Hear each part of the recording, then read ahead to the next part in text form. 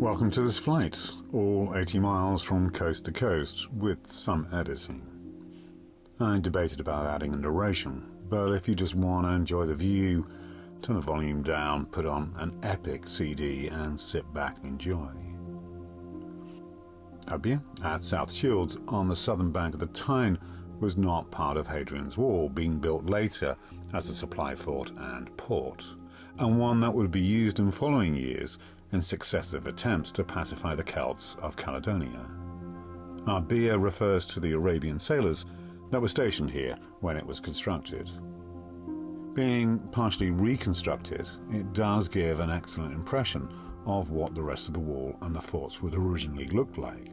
As you can see, the top of the wall is reached by earthen ramparts. With the exception of one mile castle, no steps are present along any part of the wall.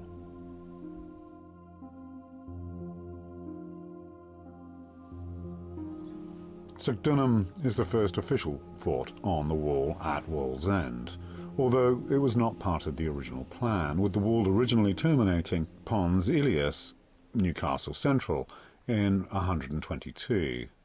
In 128, a 4-mile extension was added, and you can see the wall continues a little further to the banks of the Tyne.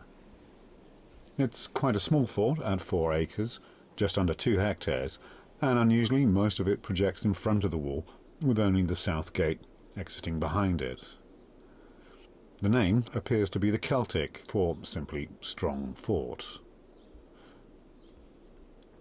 The site was covered in terraced housing from when Wallsend was a pit village, but these were cleared in the 70s, and an information centre in the old Swan Hunter shipbuilding offices was established, as well as a viewing tower.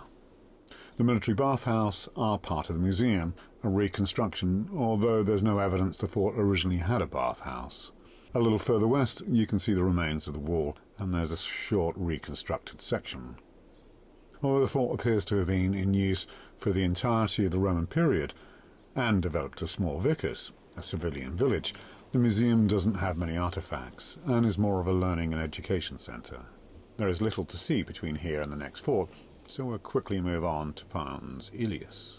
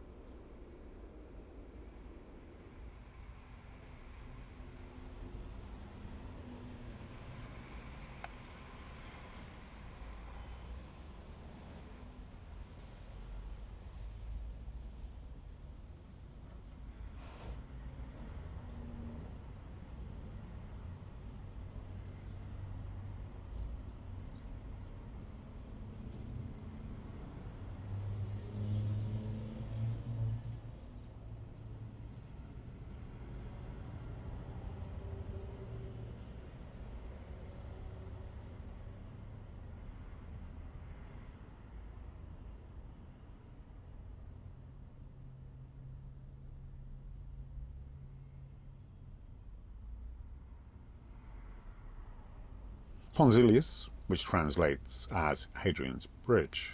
The fort here was small, just 1.5 acres, under a hectare, and located beneath the Norman castle. The fort was first constructed in turf and timber. It was later upgraded in 150 or so in stone, probably by the 6th Victrix Legion, who were in the area following a rebellion by northern British tribes. To the south, a Roman road. It headed towards York, although the main road north into Scotland is further west at Deer Street. The precise location of the bridge is unknown, possibly where the swing bridge is now. Despite only being a small fort, it appears to have turned into a bustling town, with perhaps as many 2,000 inhabitants. In post-Roman times, the Anglo-Saxons occupied the location, with the Normans arriving in 1080, with William's eldest son, Robert, building the first castle, Henry II building the stone keep we see in 1172.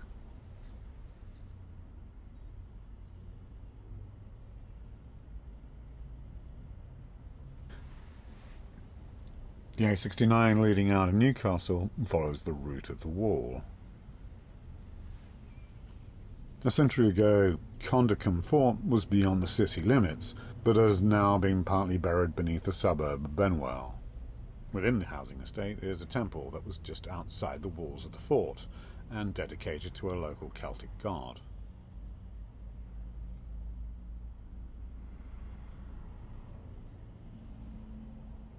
To the south, the crossing over the Vadim, a ditch 3 metres deep and 6 metres wide that followed south along the wall. This crossing had a monumental gateway with some finely dressed stone blocks.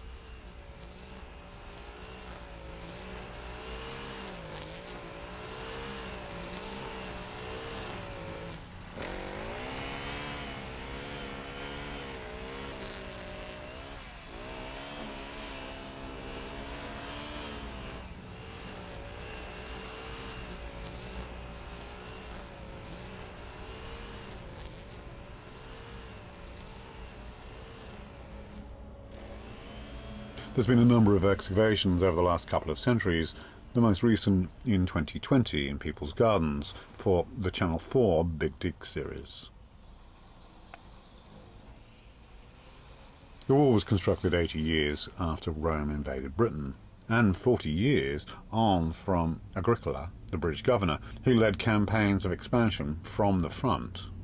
He established the frontier forts of Carlisle and Corbridge, as well as the connecting road of Stonegate, meaning Stone Road, as well as a series of lookouts and smaller forts. This expansion was achieved when the dominant tribe of northern England, the Briganti, were fully brought into Roman control, with England and Wales conquered. And of course I'm going to use modern names for places, and will throughout this narrative. Agricola, we are informed by the Roman writer Tacitus, pushed north into Scotland in 83 with 20,000 troops, most likely 2 legions of 5,000 each, leaving a legion in England to keep the peace, and 10,000 auxiliaries. These are cavalry and lighter armed infantry drawn from tribes of the empire. In Britain, these auxiliaries were mainly Germanic tribes from the region of Belgium, Gauls and Iberians from modern Spain. In 83, the Roman invaders marched as far north as Aberdeenshire, with the most northerly fort being close to Elgin on the Murray coast, where, in an unknown location, the major battle of Mons Grappius took place. The Britons withdrew, and the new frontier stretched roughly from just north of Glasgow to Aberdeen, marked by Rome's most northerly border. This border, a kind of proto-Hadrian's Wall, was a military road connecting forts and lookout towers. In 84, Agricola returned to Rome, and a decade or so later, this northern border was abandoned and Rome withdrew behind Stonegate.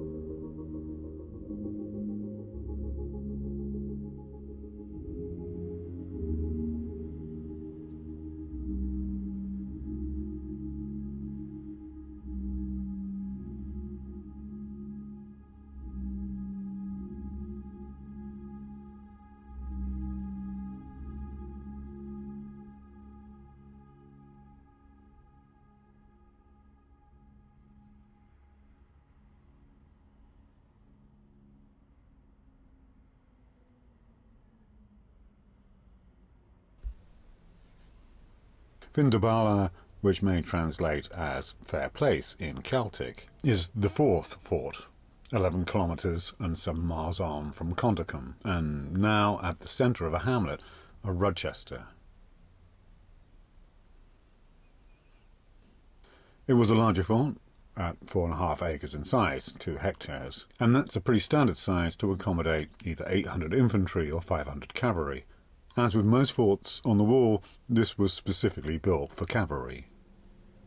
Notable is a temple to Mithras, which is located to the southeast, and 5 altars were recovered, with the temple dating to the 3rd century, over 100 years after the fort and wall were built.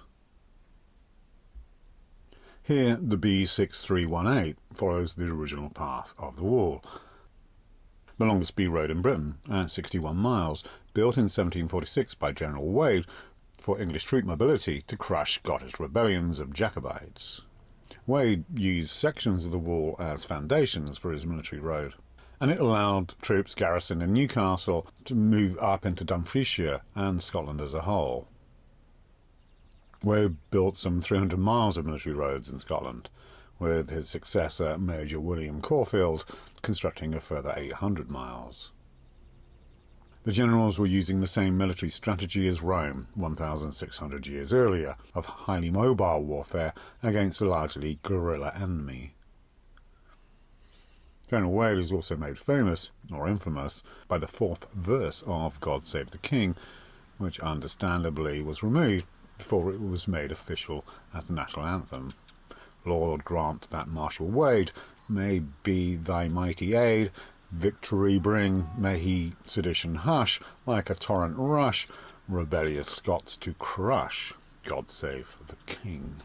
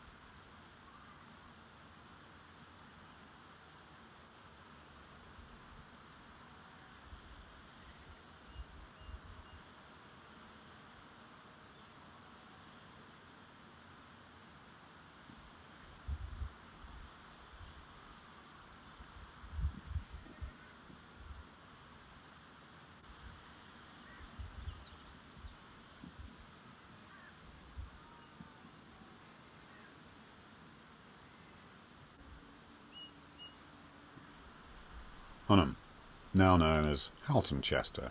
Chesters or Chester is a place name that is found across England. It is a Saxon for the Latin castrum, meaning fort and the memory of Roman occupation. An inscription dating from construction states the 6 Victrix legion built the fort and would have also built the wall. Legions were multi-talented, with each legionnaire having a practical skill as well as being trained in warfare. There were stonemasons, carpenters, tile makers, and all the other building trades required like road construction and surveying, as well as day-to-day skills like butchers and bakers. Unum was upgraded over the centuries, usually in times of crisis around 210 and then later towards the end of the 3rd century, and given its proximity to Deer Street, now the modern A86, it protected the main north-south route into Scotland. Just a little to the south of the roundabout, the wall would have had both a practical and ceremonial gateway.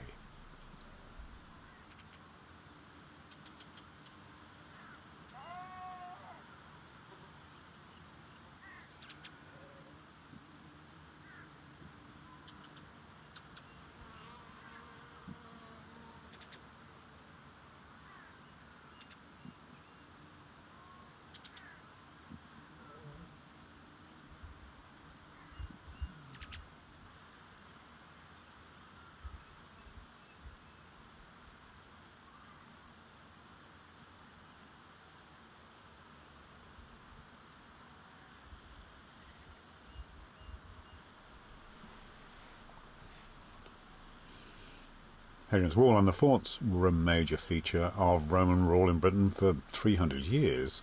Forts were upgraded, they were repaired and renovated, and this would coincide with the numerous British rebellions and incursions from the north. Hadrian initiating construction of the wall came after a period of unrest in northern England. In 117, at the age of 41, Emperor Trajan, on his deathbed, nominated him as successor through adoption. He had to deal with political intrigue that resulted in his enemies being assassinated by him, and on the ongoing rebellion in Palestine. In 119, rebellion in Britain erupted. Incidentally, Palestine and Britain were the 2 most rebellious provinces, each swallowing 1/10 of the military manpower, with Britain requiring 1/3 of the navy. Hadrian arrived in Britain to deal with troubles, directly bringing in additional legion from the mainland, the 6 Victrix, as well as 5,000 additional legionnaires. This may have been to replace the 9th Hispania, based in York, which appeared to have vanished from the history books at this point. The notion that they were wiped out on an expedition into Scotland is pure fiction, found in the 1950s book The Eagle of the Ninth by Rosemary Sutcliffe. What is more likely is the Briganti and their northern allies suddenly rebelled and wiped out the legion in a surprise attack. Hadrian arrives and restores order in Britain, and then surprisingly builds the Briganti, a modern tribal town with all the luxuries of Rome. The remains of Isurum Brigantium can be found at the Yorkshire town of Aldborough. Other tribal towns were also upgraded across Britain. Hadrian set about making Britons citizens of Rome, not in the legal sense, that had to be earned, but in the spirit of being part of the empire. He also made Britannia an official Roman goddess, a goddess that we can find on 50p coins and royal mint bullion today. In 122, he commissioned the construction of the wall, a reminder to all that they were in the empire, although a feature of the design, the vellum, is that it defends the wall from the south. Antiquarians believe the vellum to be older, naming it Agricola's dyke. Carbon dating reveals it to be contemporary to the wall, although it did cause problems of access to the rest of the defences, and in later centuries sections were infilled to ease transit.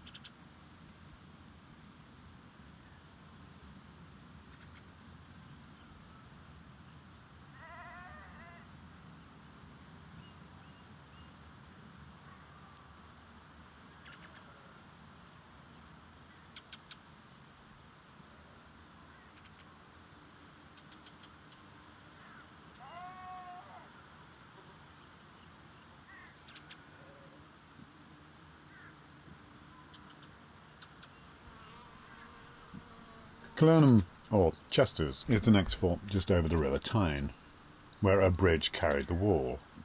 Chesters owes much of its preservation to the landowner, Nathaniel Clayton, 200 years ago, covering the site with soil to create a smooth grassland slope down to the river as part of the landscaping.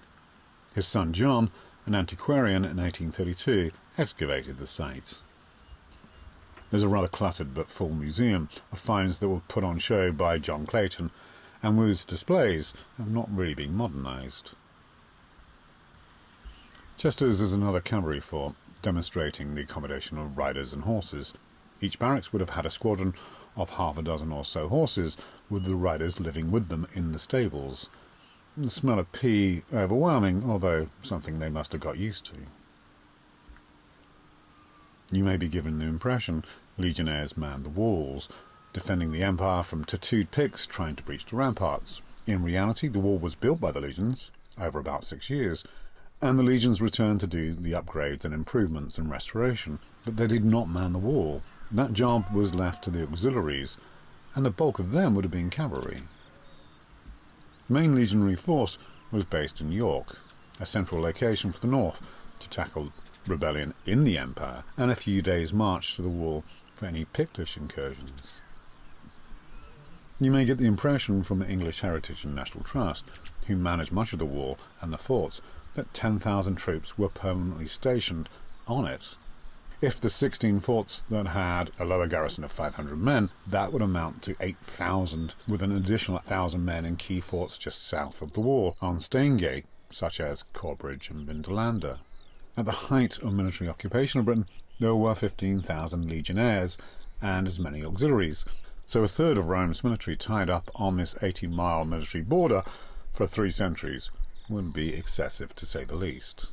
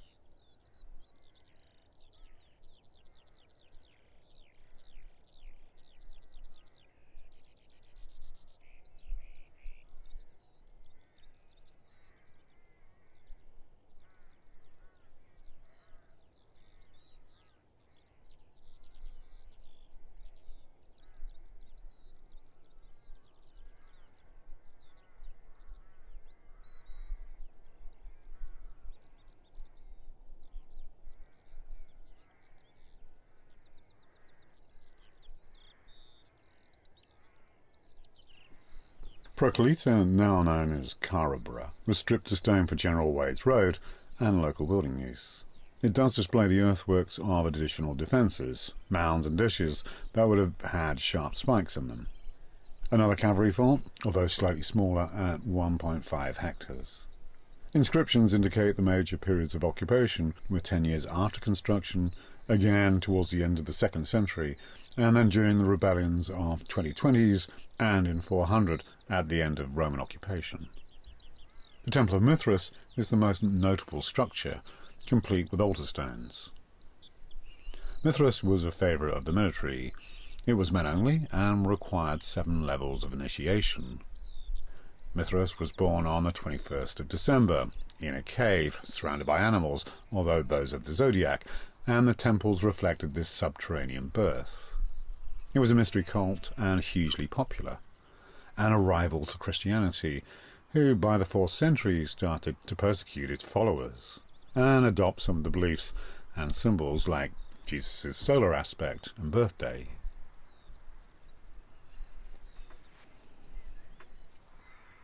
Despite the destruction of stone robbing and road building, the huge earthworks of ditch building in front and behind the wall can be appreciated.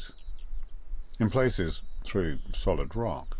At 3 metres deep and 6 metres wide, every metre required the removal of 13 cubic metres. On average, that is 20 tonnes of either rock or soil per metre. At 73 miles in length, it's over 2.3 million tonnes. And that's just for the vallum.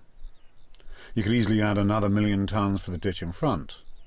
Add another 1 million tonnes for the stone used in the construction of around 50 miles, and half as much for the earth and timber for the rest of the wall. And at 5 million tonnes, it's close to the mass of the Great Pyramid. As we approach Sowing Shield's crags, sheer cliffs of volcanic rock, so the most complete and spectacular section of the wall is revealed, the route supposedly chosen by Hadrian himself.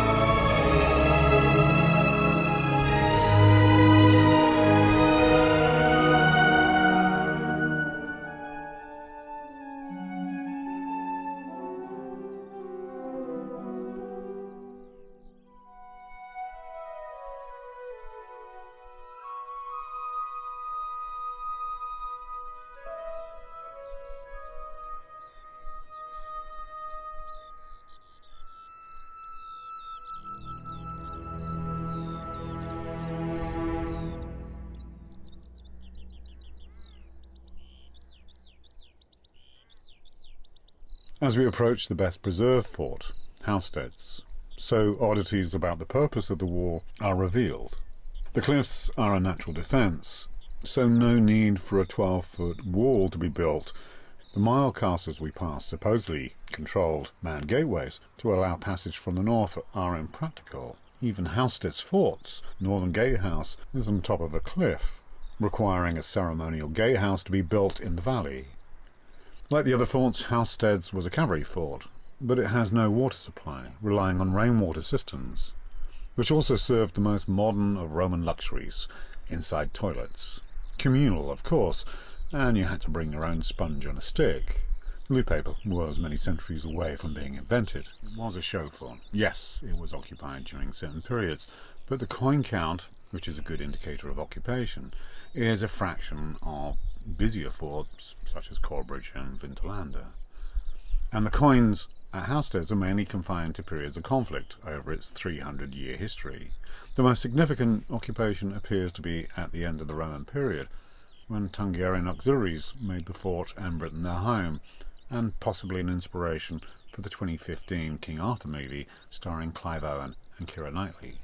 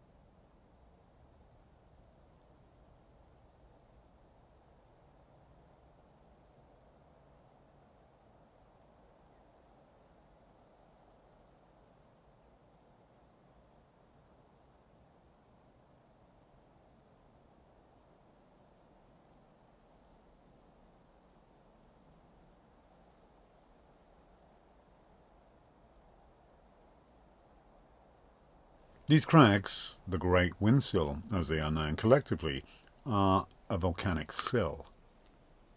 Lava pushing up through cracks. Between 300 and 350 million years ago, this part of Britain was a swamp and shallow sea, laying down sandstone and limestone, as well as coal found around Newcastle.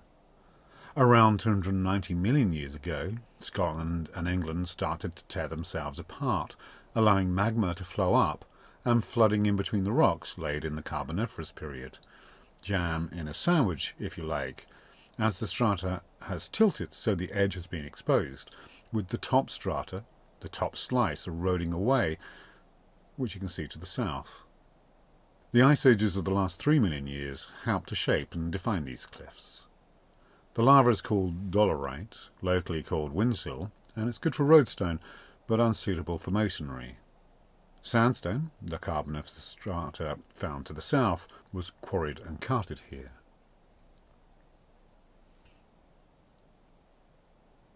At this point, the Roman road of Staingate is just a mile south or so, with the old Vindabala Fort established in the 80s, and still important throughout the history of the wall. Ithaca, little remains of this fort, although you can make out its shape and gates. Hadrian supposedly had a hand in designing the wall, although it follows the same principal design as the Roman fort, which was duplicated hundreds of times. A ditch, gates, lookout towers, an earth rampart that allowed access to the top of the wall. Even though Romans called their forts castrum, which later evolved into the word castle, they were not castles. They had more in common with modern military bases, defence to allow the garrison to exit and confront the enemy. Romans did not fight from behind defences. They worked best as a mobile army. The fort's defences were to prevent a surprise attack, and space to get organised to go out in formation to take the fight to the enemy.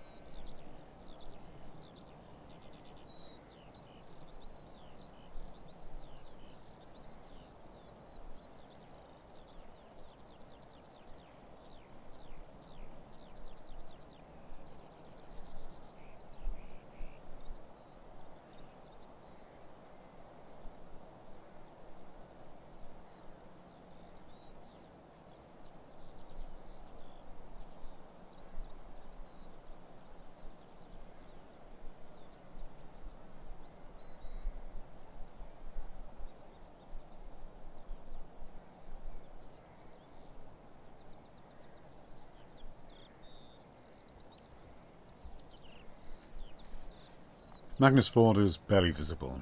It guarded the eastern side of this wide pass.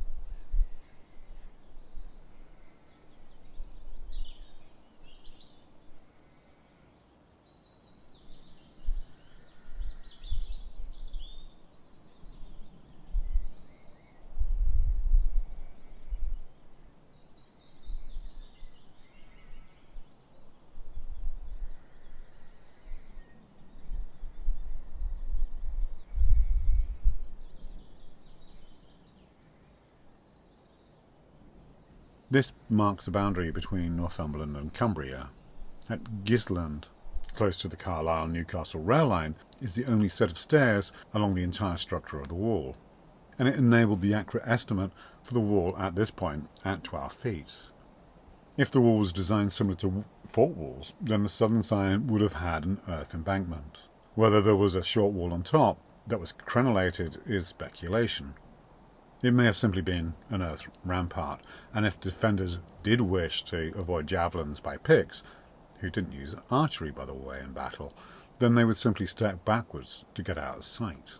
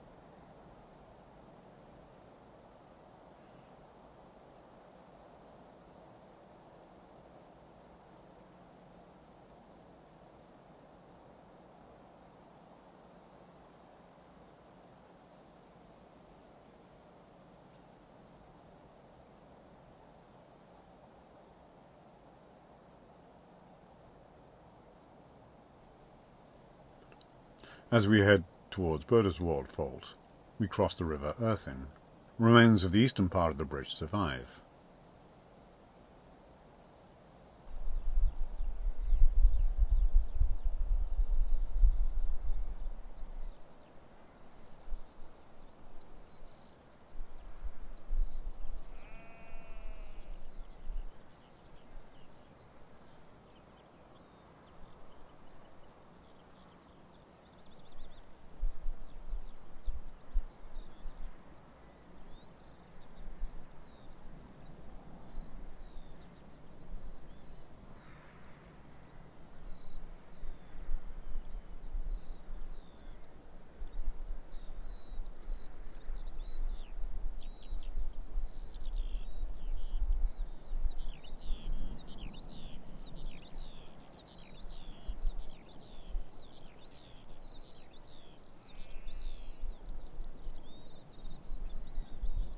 Burdoswald's Roman name is banner, which in the Celtic is horn, perhaps referring to it and the Magnus Fort as to offer defensive positions on either side of this crossing point.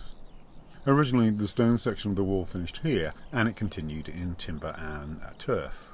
A decade or so later, in the 130s, the turf wall was replaced and upgraded with stone. Hadrian's Wall long-distance footpath, which follows most of the wall, is dominated by the main road in Newcastle, the Military B road, until you get to the most spectacular part along the Whin sills. The path now drops down into rural Cumbria. It follows roads in some places, but otherwise it's a pleasant and easy section all the way to Carlisle and beyond.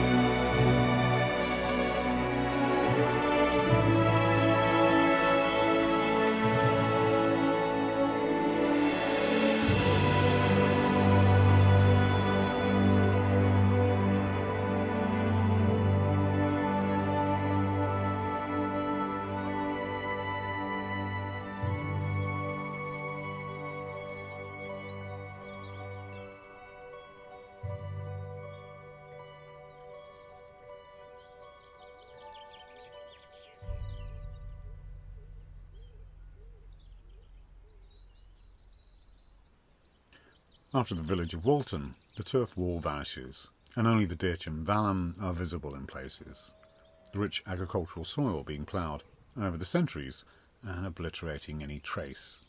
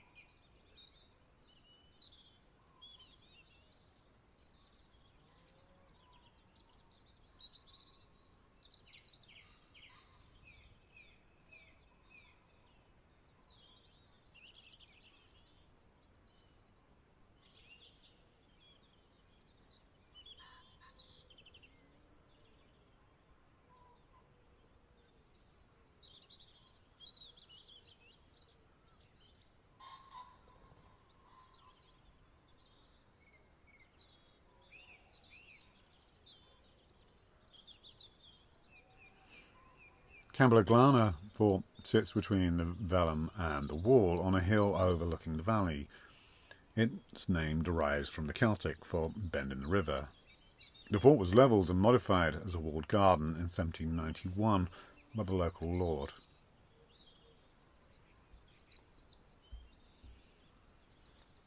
Over the 300-year life of the wall, its importance ebbed and waned. For Hadrian, it marked the boundary of the empire, and he consolidated the empire throughout his reign rather than seeking new territory to invade. Along the German border, he built the Leams, a timber stockade with watchtowers and gatehouses out of timber. Not a serious obstacle for invading Germanic military, but a border to regulate the flow of people and goods, and importantly, tax imports. Hadrian's Wall is also a symbolic statement. It is declaring to the rebellious tribes south of the wall that they are part of the empire. Although every 20 years or so, the Briganti and their northern allies kicked off. In 200, unrest was so bad, additional legions were brought over. And it's in these periods of unrest wall forts seem to be occupied, convenient barracks for a large influx of troops. At other times, they may have just had a skeleton maintenance crew. The border was policed primarily by around 2,000 to 3,000 cavalry, who could go on scouting missions, engage the mounted Picts, who might be on raiding parties, and support legionnaires if trouble really did kick off. Were the 80-mile castles occupied by a platoon of auxiliaries guarding the gates? Well, it seems unlikely. Key crossing points were garrisoned, but not every mile. As we have seen, some mile castles have internal slopes that would make life uncomfortable to occupy, and gates that led nowhere except over the edge of a cliff. Hadrian had designed a wall with a mile castle every mile, and 3 turrets in between, and a full-blown fort every 5 miles or so, and it was all duly built. But no doubt commanders with limited resources assigned their troops to be the most effective.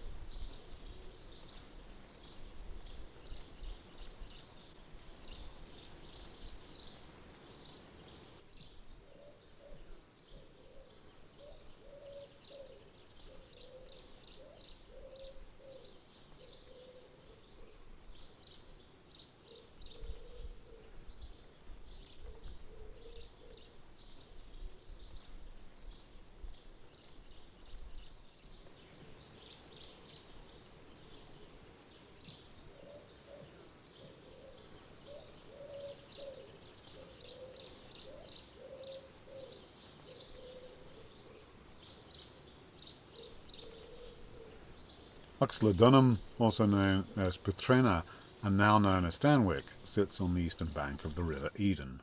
At 4 hectares in size, it may have housed 1,000 cavalry, and being on the main north-south road was a strategic position. Only traces survive, buried under the suburbs of Carlisle.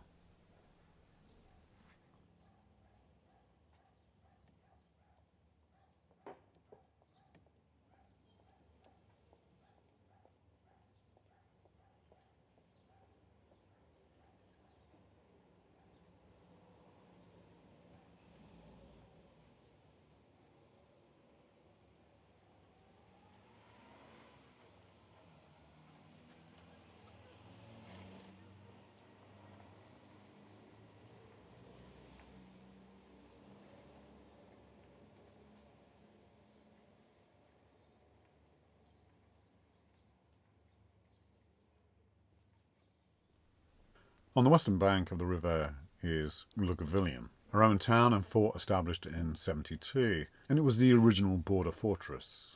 The medieval castle, now occupying the site with its numerous additional fortifications, and in constant use since at least Roman times, with the last major battle taking place in the Jacobite risings in the 18th century.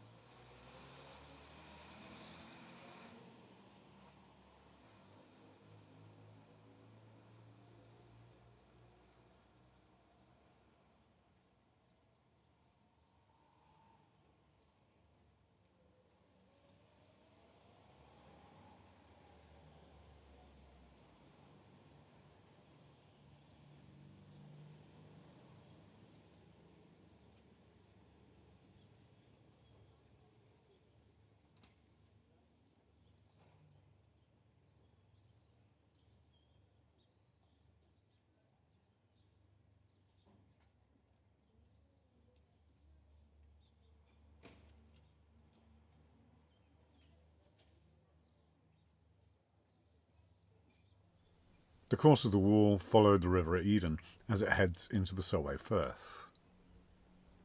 The wall could be called Hadrian's folly, a huge and impressive statement which he is said to have ordered his troops to whitewash the entire length.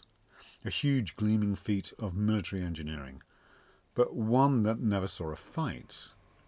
In 175 there was an uprising, but south of the wall, and again in 207. And in 300. 20 years after its construction, Hadrian's adopted son and Emperor Antonine tried to conquer Scotland, building his wall between Glasgow and Edinburgh, although half the length it was turf and timber and was abandoned in 162. And the extent of the Roman Empire reverted to Hadrian's Wall, which had been abandoned for this period.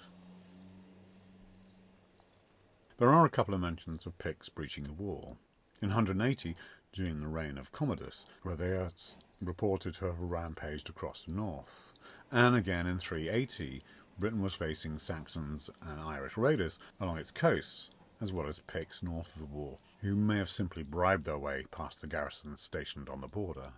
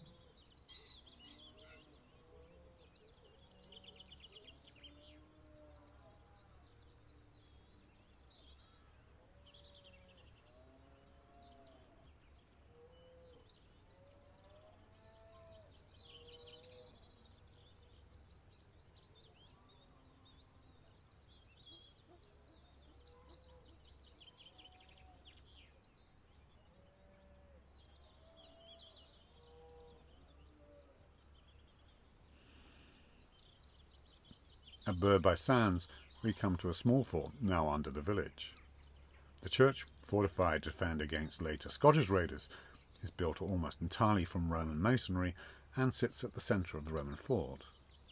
This and the other remaining two forts along the wall, as well as a string of forts and fortlets along the Cumbrian coast, gained more importance in the latter part of Roman occupation, as Scots from Ireland, as well as Picts to the north, started to encroach on Roman Britain.